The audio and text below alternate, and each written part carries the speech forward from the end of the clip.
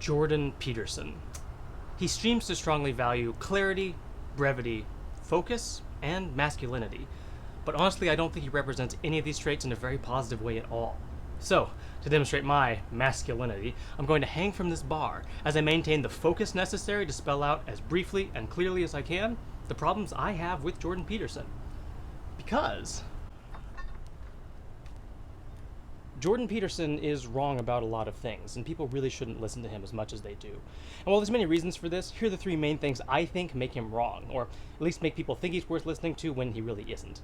And the first is, he's confusing, because Jordan uses a lot of big words and spends a lot of time talking, but it's hard to figure out what he's really trying to say. He can make even simple things very confusing. But Jordan becomes the most easy to understand when he makes a big emotional point, so even though you don't really know what he means, you feel the emotion he wants you to feel, and you think you understand him and really agree with him. By being so confusing, Jordan makes it difficult to argue with him and makes it easy to think he's just smarter than you. This often makes it feel like he's never wrong, and instead just misunderstood by the people who disagree with him.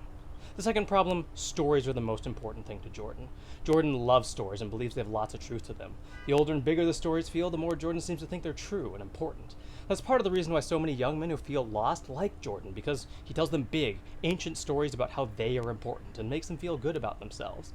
The problem is, Jordan cares more about the stories being meaningful than about what's true, and if he has to choose, Jordan almost always chooses the story over what the facts say.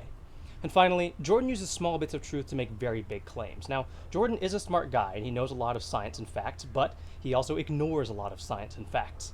Jordan then takes a bunch of facts he likes and puts them together into a story that makes very big claims. The problem is, the claims and the story only work because of what Jordan ignores and doesn't tell you. And Jordan does things like this a lot, where he makes a bad idea seem true and important, or makes it seem like other people believe really silly things, and because he seems so smart, people don't realize what he's doing.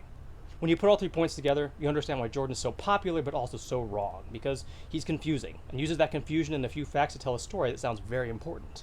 Jordan makes the emotional point of the story clear while leaving out the details, making it difficult to argue with him or prove him wrong. And because he seems so smart and occasionally makes some good points, people believe the stories he tells.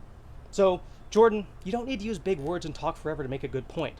Just because stories feel old and important doesn't make them true. And you can't ignore some facts while using others to tell a story your audience wants to hear.